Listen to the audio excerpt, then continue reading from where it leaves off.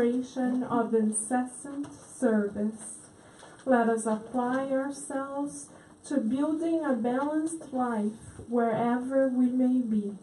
But let us not forget that it is only by fulfilling our duties in the concretization of the good that we can grasp what life is, and with it understand of what God's perfect will for us is.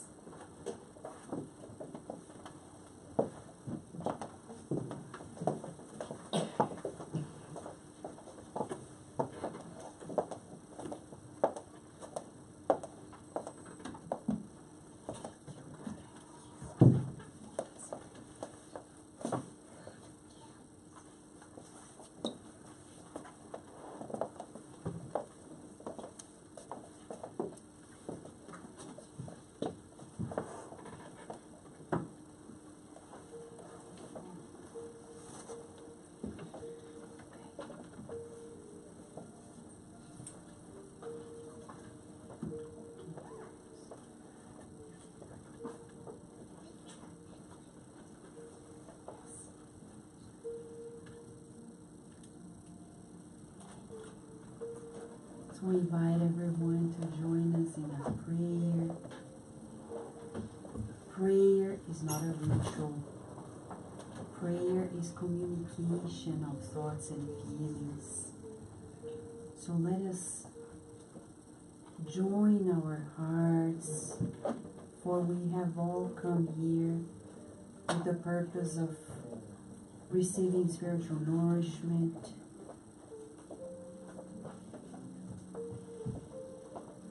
new understanding. Let us raise our thoughts to the loving and kind spirit mentors, the spirit doctors, nurses, and therapists. O Lord of life, your mercy and providence is unsurpassing.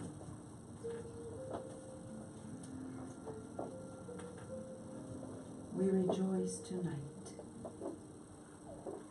for you are granting us with a banquet of light.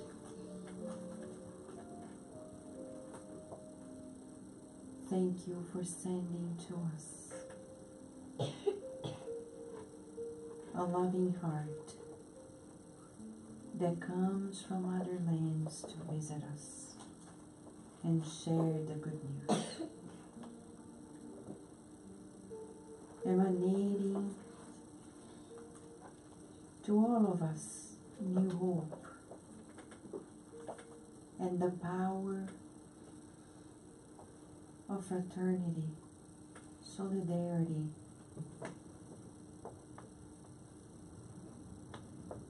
feeling the presence of your messengers, humbled by their unconditional love. We thank you. May these therapeutic moments bring to us new energies. And may we, first and foremost, collaborate with you, wishing that these energies be multiplied to the infinite of your love and brought to the homeless of the greater metropolitan area of Washington, D.C., especially in these colder days. We pray also for those who have a house, material resources, but are poor in hope, poor in affection. We pray that they receive this nourishment and renew themselves, knowing that they are important and that you care for them.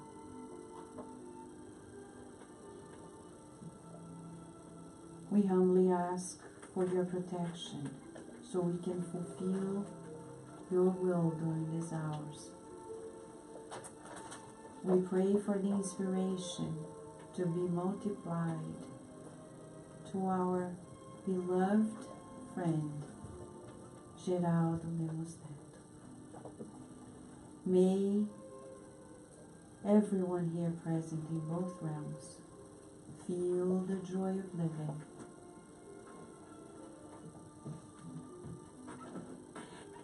And please grant us your permission to begin our session in your name and with your love.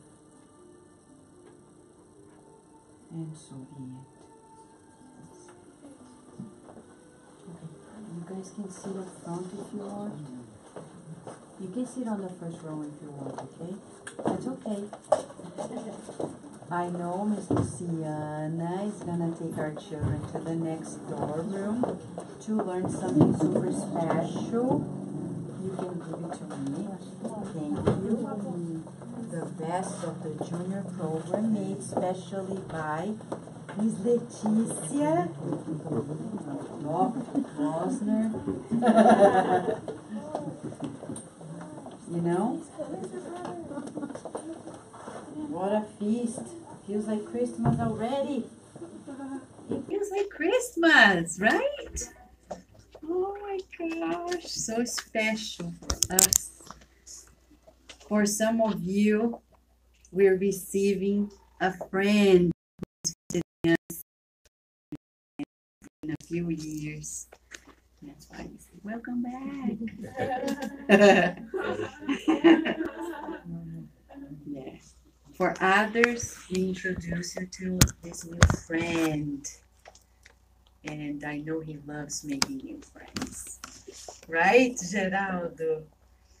And talking about new friends, before I talk a little more about Geraldo Lemos Netto, we want to talk about the campaign for Christmas. Just a few changes before we talk about the introduction of the talk with Geraldo. Daisy is going to give us some updates, right, on the program for this December with the homeless before I forget. It's going to be brief, but just as reminders, right, Daisy? Please come here, Daisy. Tell us what is new. Oh, no.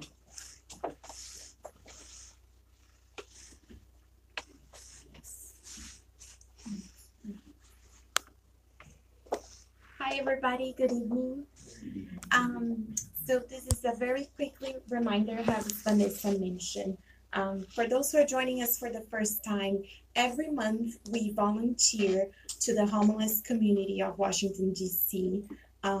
We actually partner with the Scene Church of Bethesda. They do a wonderful job. They are downtown every Sunday, and they prepare, delicious vegetarian meal for the homeless. So we do the easiest part, which is to go to the park and to serve with loving and care for our friends.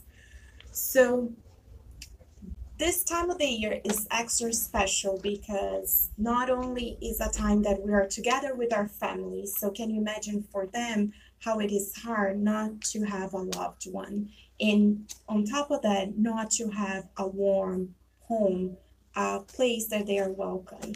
And especially with the weather turning cold, becoming colder now, it becomes even harder. So we're launching this campaign. So in order to be extra special time for them, we're gonna be putting together 100 loving bags, and we're gonna have the Christmas service, which we're usually at the park in the first Sunday of the month. So we're gonna do a slightly change, is that we'll be there in the third Sunday of the month on December 16th. So please mark your calendars.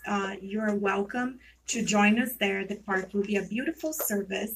On the first Sunday of the month, and we'll tell you the details in a little as we get closer. The first Sunday of the month, we're actually going to be here with a very special event here in Chantilly, Virginia. So you're welcome to join us. And as we're preparing the bags, we already collect a few items. The bags, they will have gloves, hats, socks, blankets, water, food and hand warmers for them. So those are the items that we're still needed. So if you'd like to join us, and donate a few of them. You can donate, some. It's really up to you. If you need recommendations, talk to us. Talk to us. Talk to us. Talk to us. Talk to us. Talk to us. Talk to us. Talk to us. Talk to us. Or any of the volunteers.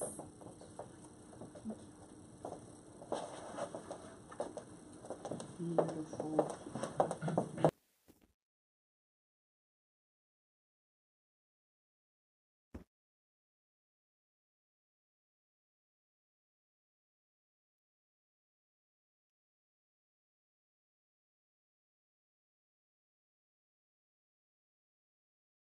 Okay, to donate. But we're talking about friends, making friends. So important to open ourselves to make friends. Look at children, they're quite open. Then we grow up and we change because we see things, not exactly spirits, but or maybe spirits as well, the other type of spirits that we see in stores. Another story, but keeping our hearts open to making new friends. And I think that's one of the main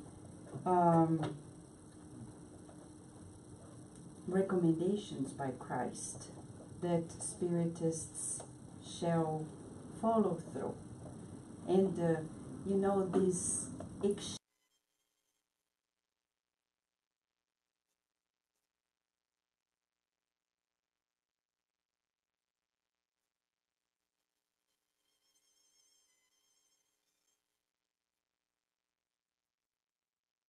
expand our knowledge with experience, and then we become, and I say we, meaning all of us, it's up to you if you want to do it, but you can become scholars in the field. Scholars in the sense of studying, applying to the study, as the message that Carol read from Emmanuel. We needed to observe the models and follow through. Chico Xavier certainly is a reference for us in the Spiritist movement. Studying more about his life, the legacy, really inspires us regarding the very model that inspired him, which is the Master Jesus, as a model, as a guide. And Geraldo Lemos Netto had the unique opportunity of being quite close to Chico Xavier. When he was quite young, he made a decision to be close to Chico, to visit, to write letters, to exchange, to get to know, to research for 21 years. Right, Geraldo? He learned a lot. Other people had the same opportunity, but they missed it. But Geraldo was attentive. There was a moment as pretty much a teenager, he made that decision. I want to understand more. And from there on, it has been his own legacy to publish unpublished materials from Chico Xavier. He opened a publisher in Brazil, not out of financial goals, because he has his own profession, his own company, etc., but out of disseminating these teachings and keeping it unique. Besides other things that we should be observant of, Geraldo Lemos Netto, from the very area close to Pedro Leopoldo, Belo Horizonte, in the state of Minas Gerais, he had the opportunity to restore and preserve the house of Chico, make it a museum of the highest quality, one that you'll be surprised that you only find in the United States. So, and you can also have sessions in the back part of it, right? Beautiful, cozy auditorium where people can keep studying the material. So if you're visiting Brazil, that's a trip that you should not miss. Okay? Visiting and feeling and learning about this unique legacy that humanity is yet to know and understand.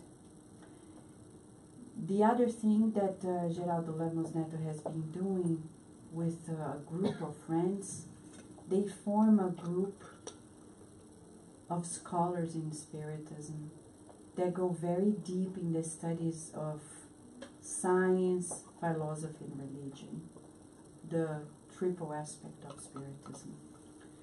Together with one other host of Cardiac Radio, Luis Sergio Maroda, and other friends, they put together a group that has been working for a number of years, right? Yeah, 6 years. 6 years.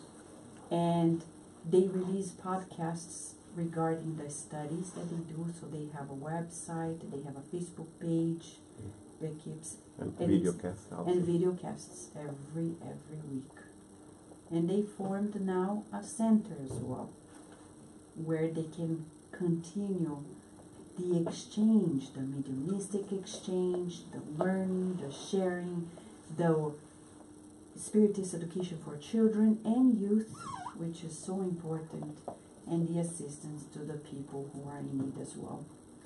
So there is so much we can tell, but Geraldo Lemos Netto has been on the behind the scenes of this, and I'll say this movement, not as a creation of anything else, but as an emphasis, keeping all the memories of the legacy of Chico Xavier and his mediumship alive and pure in this annual events that are more than annual now, right? Because in several different cities, the Friends of Chico Xavier, with, as far as I understand talking to him, as a way for people to keep preserving and bringing together memories, experiences, studies about the unique use of mediumship that has been benefiting millions of lives around the world, including ourselves. So Geraldo has a lot to share, and to prove that point,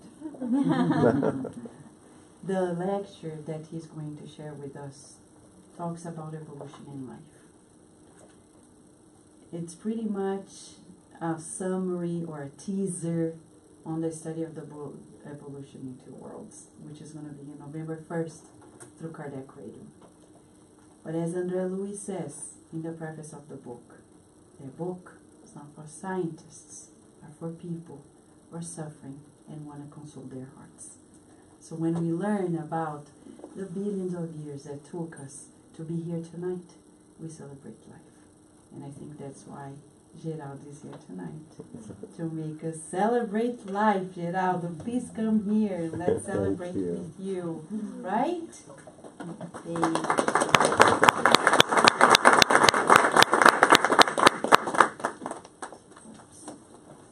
Just opening your slides. Here we are. Wow. One can get emotional here. Thank you so much for having me, and it's a wonderful feeling to be back here. Thank you, Vanessa, Carlos, everyone else. It's amazing. I don't know what to say, but please do forgive my English and help me out if I don't speak as well as you do, okay? We are here now to study a little bit of evolution and life. And how can I, okay. And first, I want to talk about Moses' Genesis, the first chapter, verse 26. And it's there that God said, "Let us make man our image in our likeness." And we learn through Chico Xavier in the book Thought and Life, Pensamento e Vida, the interpretation of this versicle of the Genesis. And Emmanuel tells us that God is the infinite wisdom and the infinite love. From the side of the wisdom, the infinite wisdom that God represents, he tells us that we have the divine thought. The divine thought is foreseeing everything over the universes. And it's also known as the supreme intelligence. And from the other side, the infinite love of God is called by Emmanuel through Chico Xavier the divine life. And the divine life is the primary cause of life everywhere else. And both the supreme intelligence and the primary cause, which is the divine life, constitute the divine mind. And this is very, very important. In the book Mediumship Mechanisms, chapter 4, André Luiz tells us that identifying the elementary fluid or divine breath as the basis of all associations of form in the innumerable domains of the cosmos, we will interpret the universe as a whole of dynamic forces expressing the thought of the Creator. How beautiful this is, right?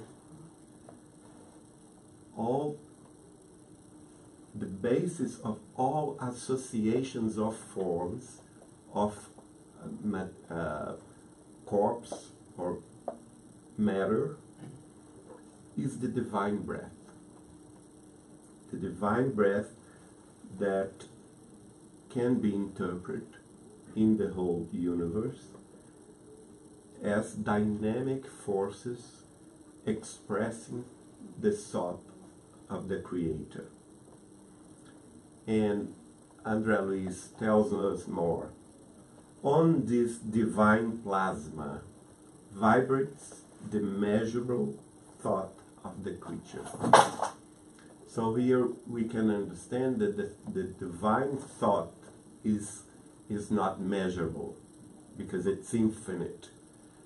But as ourselves and all other creatures, we are sons and daughters of God. We have also our force expressing our thoughts, but they are limited.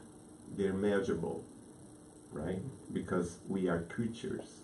We are not gods, but creatures.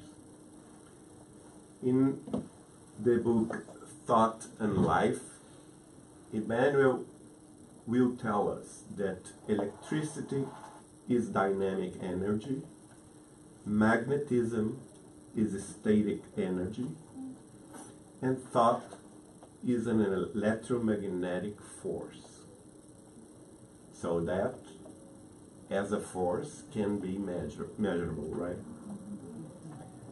He tells us, thought, electricity, and magnetism are combined in all manifestations of universal life, creating gravitation and affinity, assimilation and de-assimilation in the multiple fields of the form that serve the routing of the spirit for the supreme goals drawn by the divine plan. And Emmanuel here is talking about a divine plan. What is the divine plan? The divine plan is the evolution.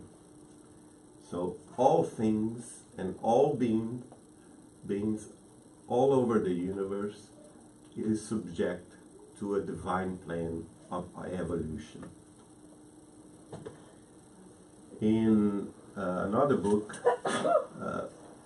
Mechanisms of Mediumship, Andrea Luiz also tells us that each spirit generates in itself an unimaginable potential of mental electromagnetic forces externalizing in this psychic current the resources and values that accumulates in itself. So each creature, not only human creatures, each creature has a kind of force or potential force that interferes around, right? That goes around and interferes around, generating mental electromagnetic forces in association of itself. We talk about this a little bit late. And he also will say that, as Emmanuel already had said, electricity is dynamic energy, magnetism is static energy, and thought is mental electromagnetic force. And this force in the human beings, as we all are, can generate what he calls a current of mental particles. And this current of mental particles interfere with our existence here on Earth, even in the realm of the spirits, and also it's very related with all kinds of matter, the physical matter and the spiritual matter, the astral matter. In the book Thought and Life, Emmanuel will explain this, that the divine mind has a divine planning for all the creatures. And that's planning is materialized in a major plan of creation, generating a matrix of life, and this matrix of life has the general evolutionary plan. And all of the creatures are subject to this general evolutionary plan that is guided by the divine mind of God. And those thoughts, those divine thoughts, create what he called the seeds of creation that interferes in each creature in what he calls the creature field. It's interesting that we can see that Emmanuel is talking about a field, and this kind of knowledge, he wrote Thought and Life in the middle of the 20th century, and this kind of expression, the field, or campo in Portuguese, it's something that astrophysics is talking about right now in the 21st century. So it's a kind of anticipation what the human science would understand a little late. So the plan of evolution reflects the image of the Creator, the image of God, which is the divine mind, right? The divine thought. So that we can understand why Moses in the Genesis told us that God created us as His image, because the image of the Creator is the divine thought. This divine thought is recorded in the field of each creature. What do this image look like? It's limited of the creatures by the creature's own development. So everything and every creature, matter or beings, can reflect in itself the divine mind, the divine thought, and the evolutionary plan, but it is limited by its own development, so that we human beings can reflect God in ourselves in a different way, like our dogs and cats, and in a different way, like insects or like plants, because we have different ages, but we are all creatures of God. So we understand that for I forgot the name in English, but for a matter of explaining to ourselves, the spirits, through Allan Kardec, told us that there are three elements in the universe: God, matter, and spirit. But it was just a way to make us understand one thing. And nowadays we can say that the matter and spirit are very much related.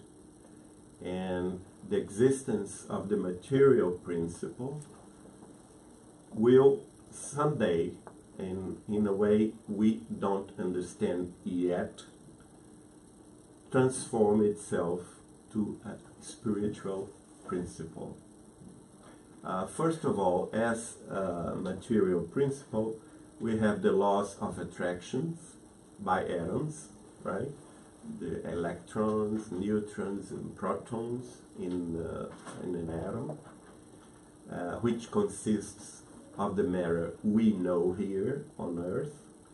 And the association of atoms form bodies, and we can understand by the attraction forces, the three or four forces that rule the material world, that those atoms can assembly and disassembly. And in higher progress, it starts the principle of life. And the evolution picks up. And in one moment, we can say that there is a spirit. And after the existence of the spirit, in another moment, we can say the spirit get to have thoughts and get to think, and now we have a human spirit, right? It's an evolutionary process that starts with the atom, and we here are in the middle of this process. So one day I asked Chico Xavier, Chico, tell me something. Are we human beings in the very beginning of the evolutionary process?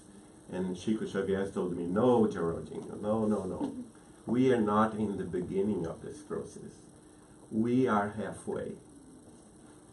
So I was pretty much pleased to hear that, because if we are halfway, we had a lot of good things in our evolutionary process, right? Although we have to come along and another halfway in our future. But it's a very good point, right? As human beings, we are halfway in this evolutionary process. In the Spirits book, question 27, as I said, the general elements of the universe, it's God, spirit, and matter, constitute the principle of all that exists, the universal trinity. And Allan Kardec will talk about matter, the fluido cosmic universal. I don't know how to... Universal fluid. Okay, universal cosmic fluid, right? That could be related to matter itself. And science nowadays, now that they know, the astrophysics nowadays know that all the matter that we can see with our eyes or with our optical objects like telescopes and everything, all that we can see, the planets, the stars, the nebula, the galaxies, all of that, it's only 0.4% of all matter that exists. 0.4%. The ordinary visible matter. This one is a little older. The more accurate one is that one. So it's 0.4%, and 3.6% is intergalactic gases. 23% is the dark matter, and 73% is the dark energy. So if one says, I just believe what my eyes see. So he is saying that he just believes 0.4% of the existence of matter. That's science, that's not spiritism, right? 0.4%. So this is not acceptable anymore, because most of the matter, we are talking about matter, most of the matter that the science know how nowadays in the 21st century we cannot see. It's gases, intergalactic gases, dark matter or dark energy, right? And now the question 540 of the Spirits book. And the Spirits told Allan Kardec, this is how everything is useful. Everything in nature is linked to that together, from the original atom to the archangel, who began as an atom himself. Look what the Spirits are telling Allan Kardec. The Spirits are telling Allan Kardec that the archangel, we know, like Jesus is our Lord, right? It's the most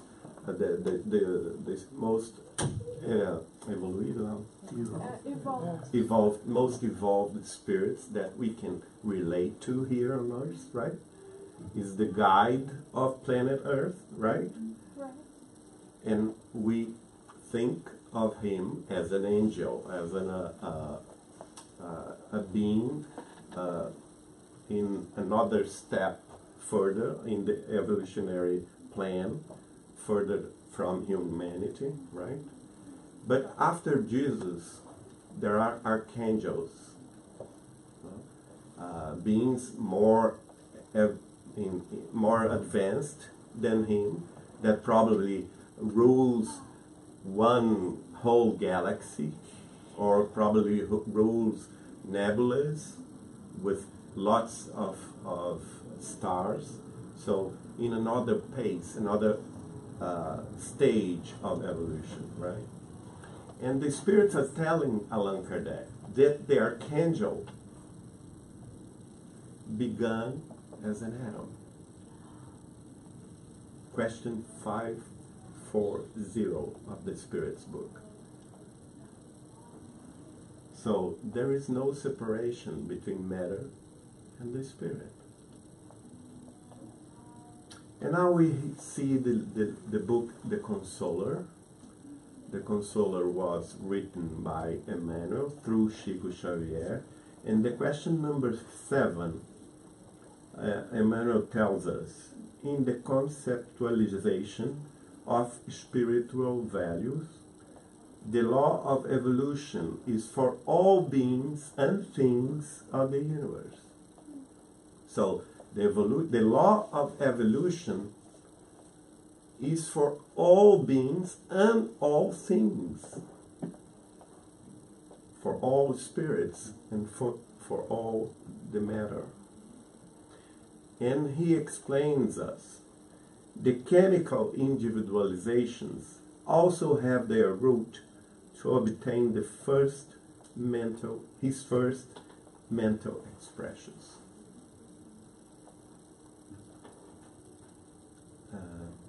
He's telling us that what is chemical individualizations? It's the atoms of the periodic chart, right? Mm-hmm.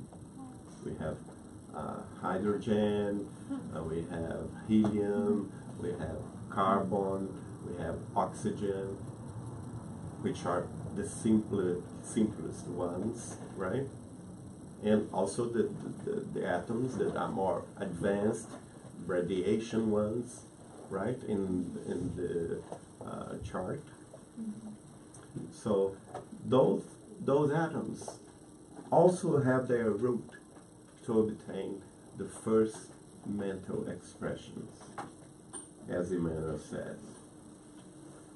So we understand more the question 82 of the Spirits book. Allan Kardec asked, is it accurate to say that spirits are immaterial? Listen what the spirits said to Allan Kardec. It is quintessentialized matter. The spirits are quintessentialized matter. And Allan Kardec wrote himself, we say that spirits are immaterial because their essence differs from everything that we know as matter.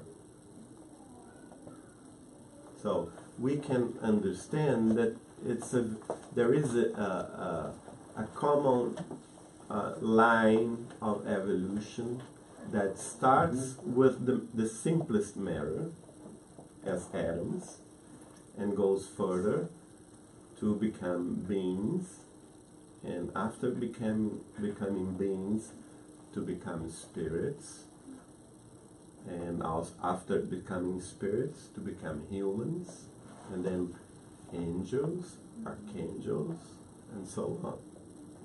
There is no separation.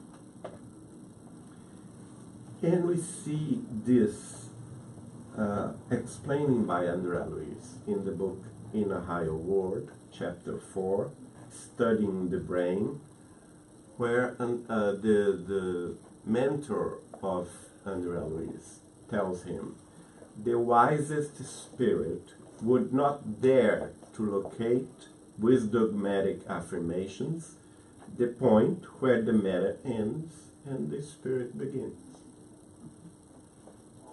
You see? Mm-hmm.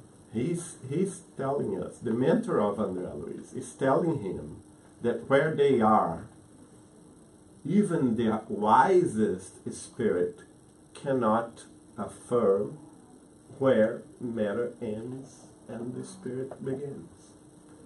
And so that the same thing is written by Emmanuel in his first book, written by Chico Xavier, which is Emmanuel, published in 1935. And Emmanuel told us, through Chico Xavier, that where he lives in, of course, in a higher spiritual life here on earth, they are debating, is that right? Debating. They are debating this matter. They don't know where the matter ends and the spirit begins. They are debating this. So if they are debating this, what should we do? Is there anyone who knows here on earth where the matter ends and the spirit begins? We don't know. We can speculate only, right? So that the question 23 of the Spirit's book, what is the spirit? And I've seen many people telling that the spirit is the spirit, the human spirit, but it's not the human spirit. Listen what the spirits told Allan Kardec. The spirit is the intelligent principle of the universe. So, what is spirit? The spirit is the intelligent principle of the universe. And I ask you, who of you have dogs and cats at home? Are they intelligent? Sure. So they have spirits, right? Are they intelligent or not? Yes. Yes, they're intelligent. They don't have our intelligence, but they're intelligent. As an intelligent principle of the universe, they are spirits. How about the cockroach? You have cockroach in all.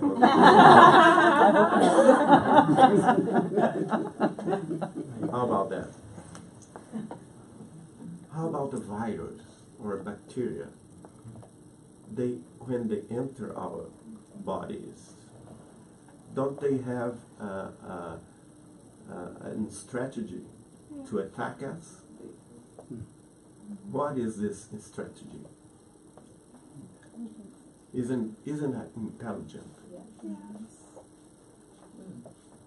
So do you think the bacteria has a spirit? Real small. A small one? Yeah. See how you know? And she told the principle of intelligence. That's quite right. And there is no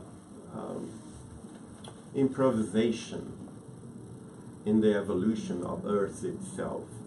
You see, Allan Kardec here, who knows the guy? Darwin, Charles Darwin, right? And look at how almost the same time they studied the evolution. The Charles Darwin studied the organic evolution, and Allan Kardec studied the spiritual evolution, right? The origin of the species of Charles Darwin was first published in 1859, first edition, and the second edition 1862, and the Spirits book 1857, and the second edition 1860, almost the same time. It's amazing, isn't it? So, in one hand, Allan Kardec is talking about the spiritual revelation. In the other hand, the scientist Charles Darwin, not alone, we know that. Alfred Russel Wallace was a very, very powerful man behind him. And they're talking about the evolution, the organic evolution. And Allan Kardec, in his last book, The Genesis, in 1868, will explain more of that. So we have here Darwin and Allan Kardec. Charles Darwin was born in 1809 and lived until 1882. Allan Kardec was born in 1804 and lived until 1869. And this is Alfred Russel Wallace, the man that many scientists say that did the hard work for Charles Darwin.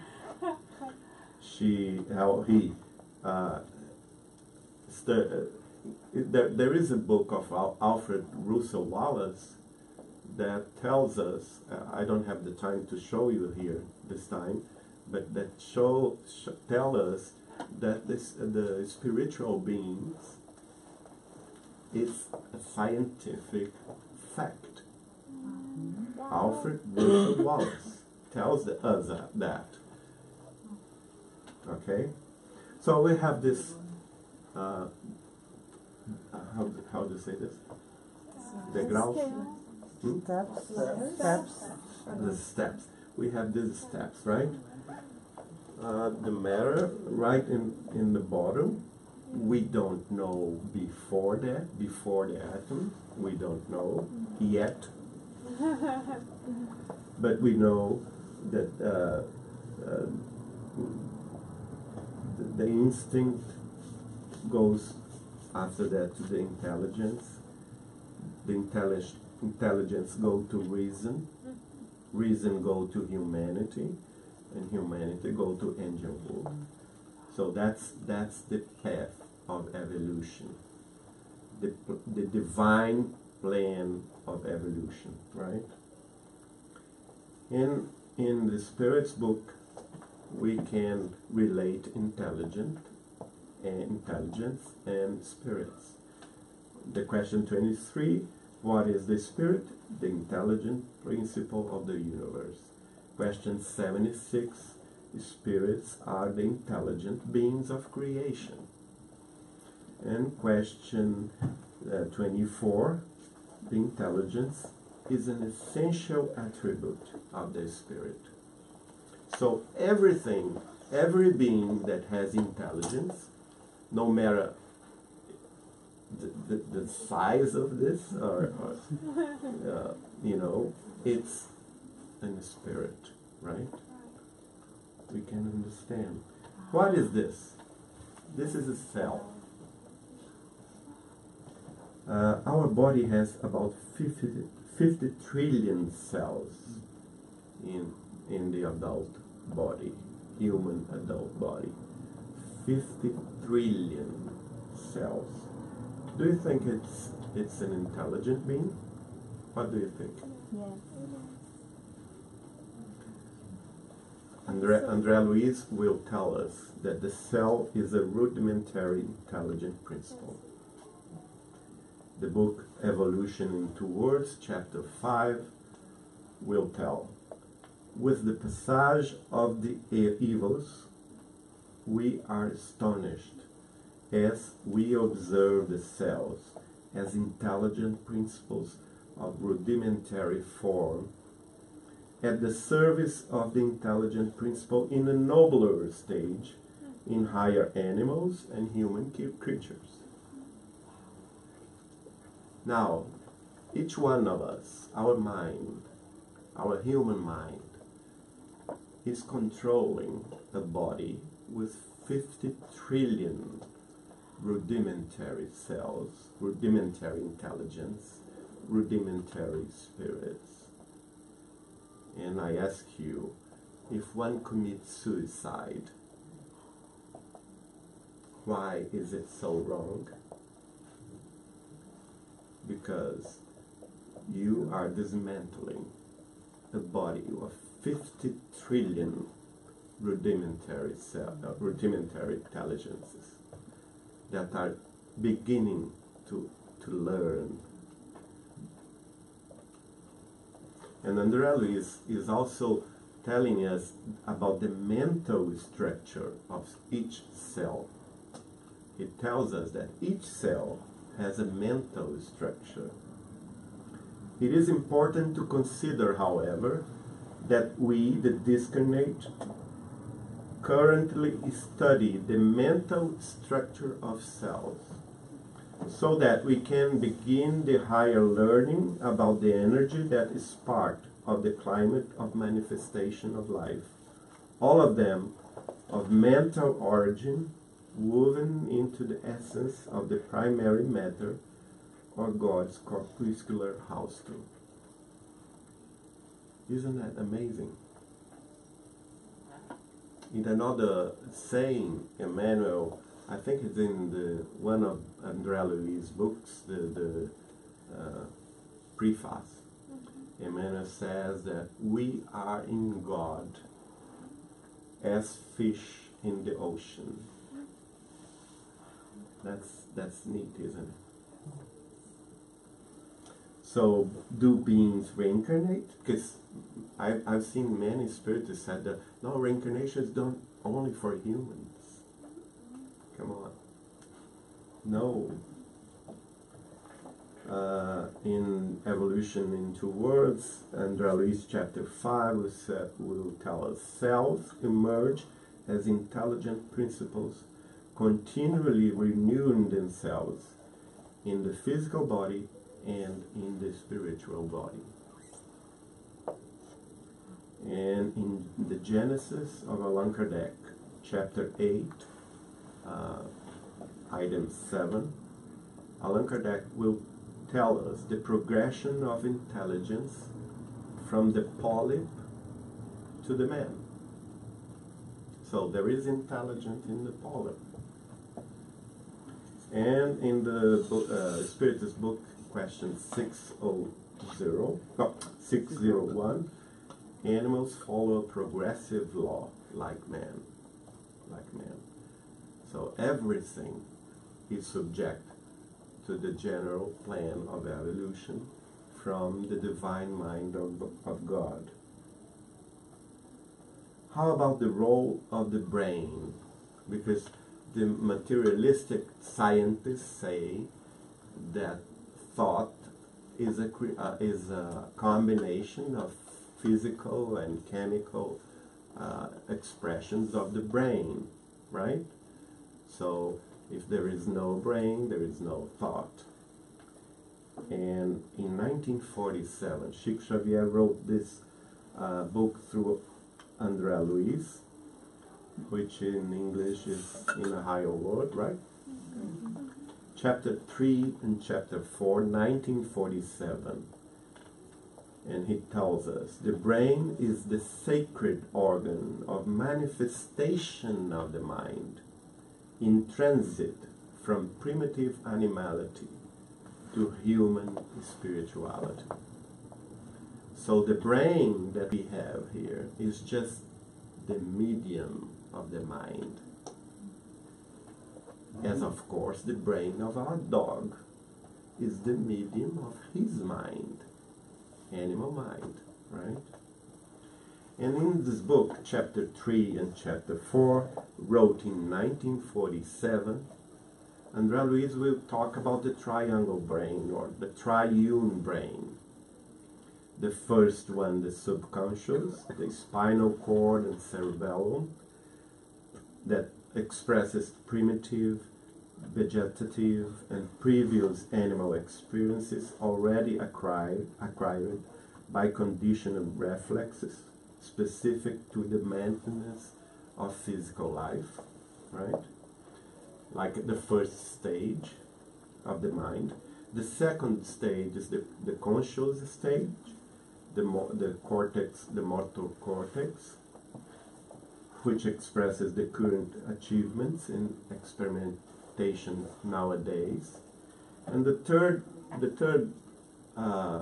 degree, or the third plan of the mind, is the frontal lobes, the superconscious, that hosts the stimulus for the future and all the aspirations for the future.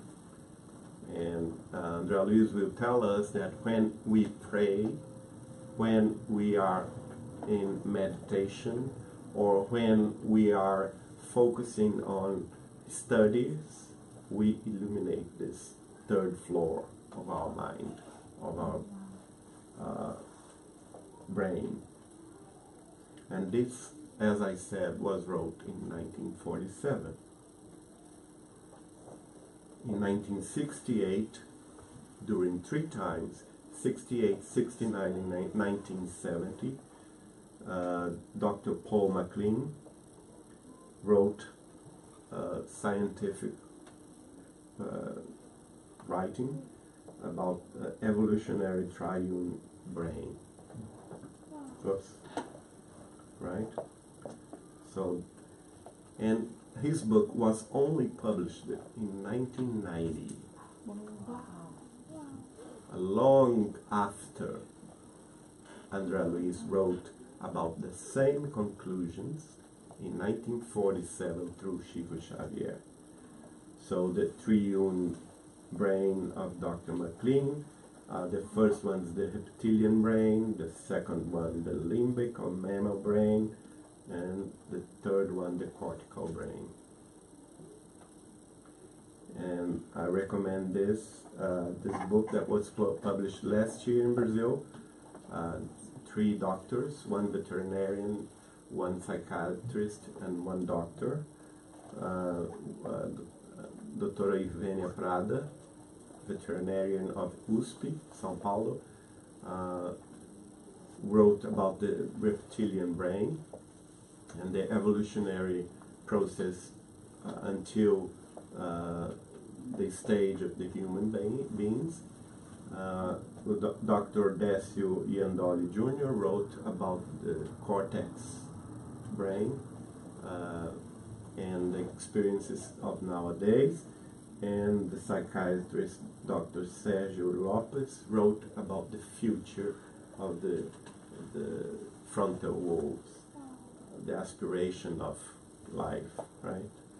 And they make the link between what André Luiz told us or taught us through Chico Xavier in 1947 and the most recent findings of the scientists. So the reptilian brain, the mammal brain, and the human brain. And in Evolution in 2 Words, we see also André Luiz telling us that the human creature keeps in the fabric of its own organs the inheritance of millions of states in the lower realms. So in our own body, physical body, we keep all the inheritance of millions of experiences in the lower realms of animals, right? In the book A Caminho da Luz, which is On the way to the light. On the Way to the Light, Emmanuel will tell us the anthropoids of the caves have spread, forming the prodromes of the future races, and the spiritual entities imprint them with new biological expressions. That's very interesting, isn't it? Because he's telling us about the long evolutionary path from 3.5 million years ago with the Australopithecus, and then the Neanderthal man, and then the Homo erectus man, and then the Homo sapiens, and now the Homo sapiens sapiens that we are, from 200,000 years to these days. So one step at a time. And he's telling us that spiritual beings, not from Earth, of course, but from other planets, right, were interfering in this process, preparing the human bodies so that in one time we could receive more advanced spirits. So that it took like 3.5 million years ago until 200,000 years ago to all this process being materialized here on Earth. And we see also André Luiz in the book The Messengers, telling us that of the chimpanzee, the law of inheritance, genetic inheritance, continues in man with slight modifications. You know the difference between us, human beings, and the chimpanzee in the DNA? How much percentage? 1%. right? Less than 1% only. We differentiate from the chimpanzee. And so, how many things, how wonderful things we can do with this 1% difference. Right? So we can be very, much advanced things should come. How about that? Chapter in Spirits book, question 597. There will be in them, other animals, some principle independent of the matter. And Allan Kardec asks the spirits, and they say, yes, there is in the animals an intelligent principle, and it survives their body. Right? Another one that we wrote about this is Ernesto Bolzano, an Italian scientist that wrote this book in the beginning of the 20th century about the soul of the animals. And in Brazil, Caio Bachuto will write this book, Genesis of the Soul, and he analyzes the First World War in Paris, where 14,000 dogs expressed acts of bravery, courage, and self-denial. And he concludes, in view of the facts, there is no doubt that the dog has a soul. Being intelligent, this intelligence cannot but be an attribute of the spirit. Chico Xavier himself had a lot to show us, and there is one book that I like very much, which is Chico Xavier, the friend of the animals, and he told us, oh yes, the animals have soul, and they are worth as best friends. She is Fofa, and Chico would. At the time I was with Chico, he had 2 dogs, Fofa, and the other one, a black one, which is Brinquinho. Yeah. And Brinquinho was very, very, zen. He was very calm and would be in Chico's lap all the time, or beside his feet. But Fofa was very, very jealous. You could not get near to Chico because she would bark. And Chico would talk about their personality, how different they are, and that Fofa it's very much jealous, and between her and Brinquinho, that there was a long way of evolution. Yeah. Now we talk about what the spirits told us, Allan Kardec, Ernesto Bolzano, Caio Bachuto, Chico Xavier. Now we are in 2012, the 7th of July.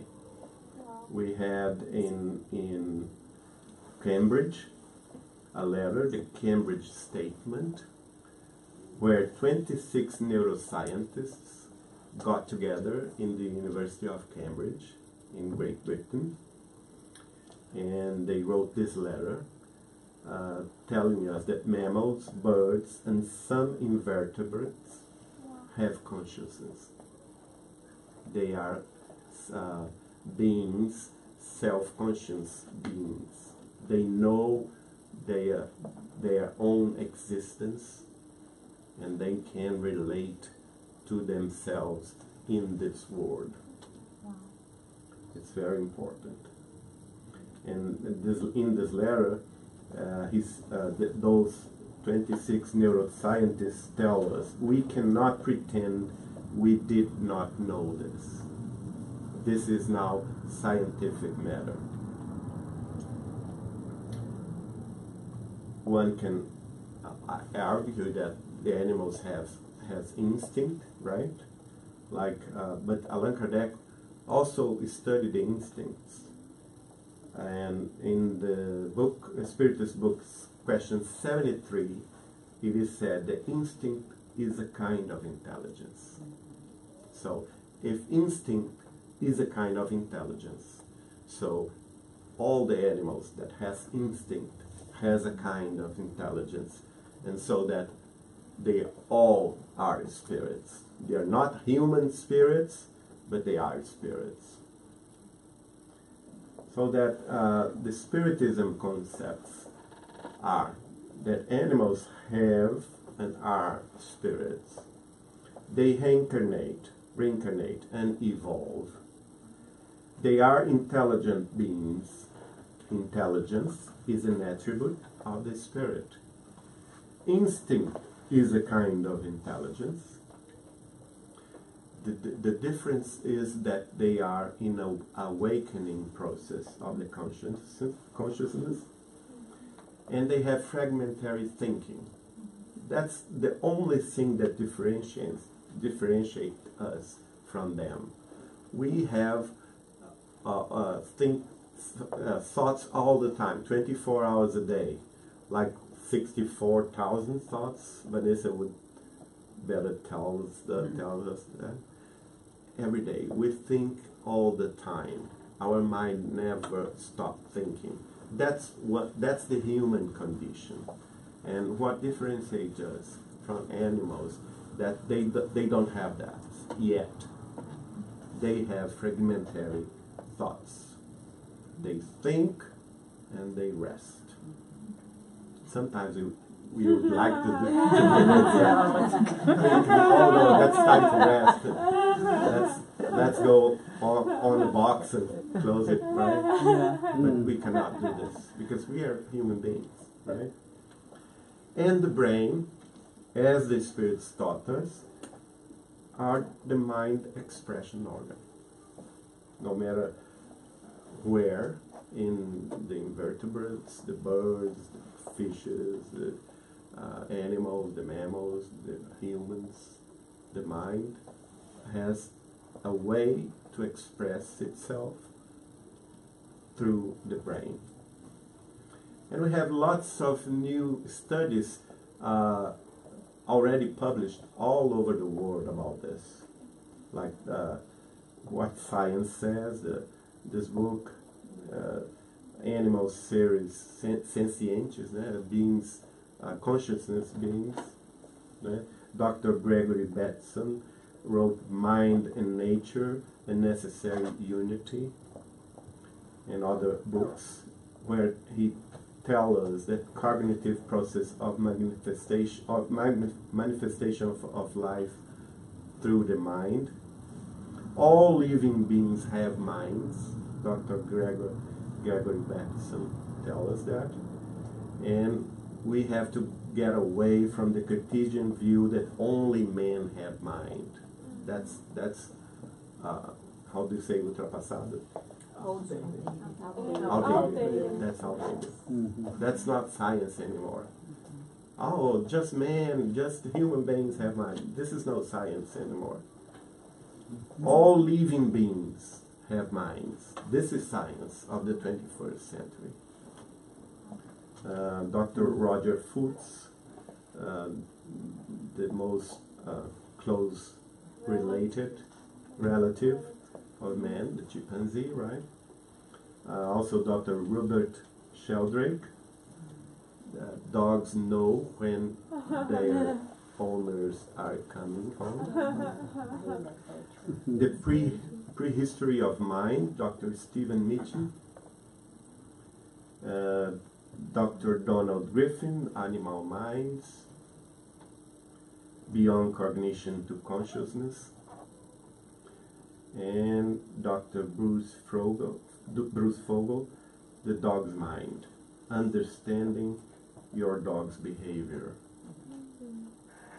So you see how science is relating and understanding nowadays what the spirits told Allan Kardec in the 19th century and what the spirits wrote through Chico Xavier in the 20th century.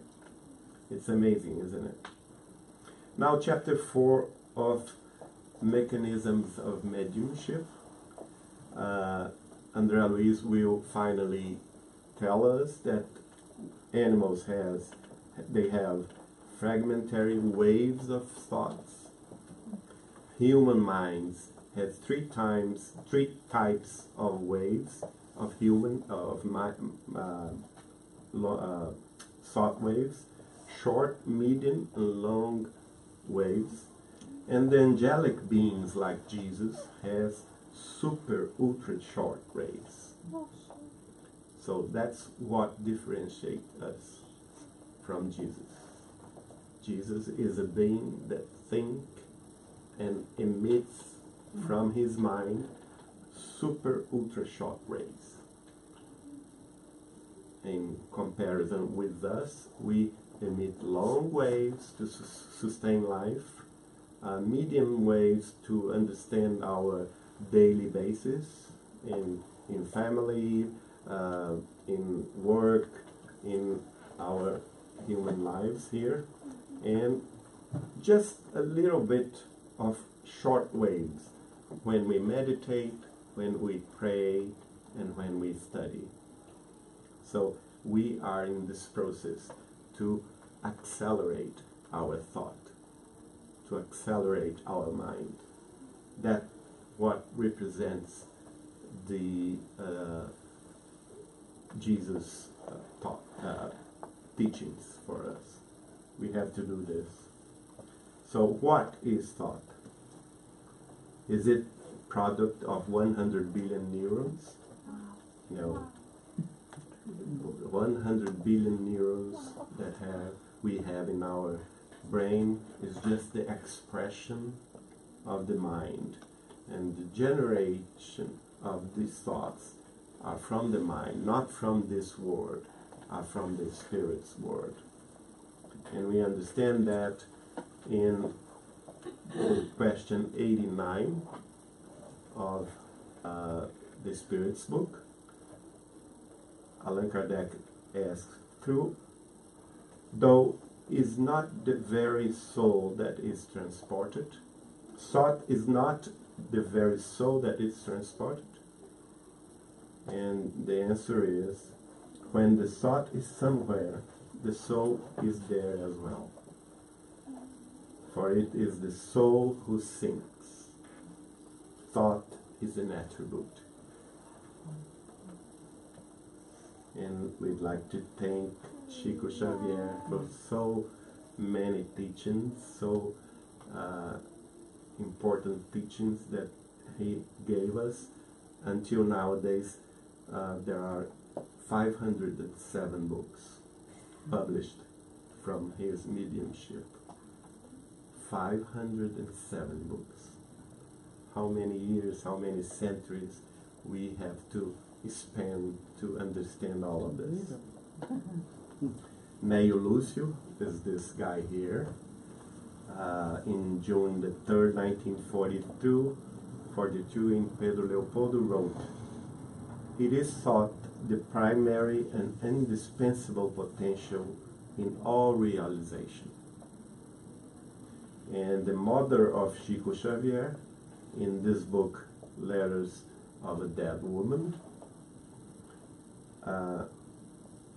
told us through her mentor, thought is everything.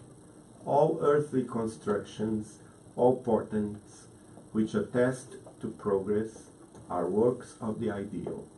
Nations, cities, laws are the exteriorizations of thoughts.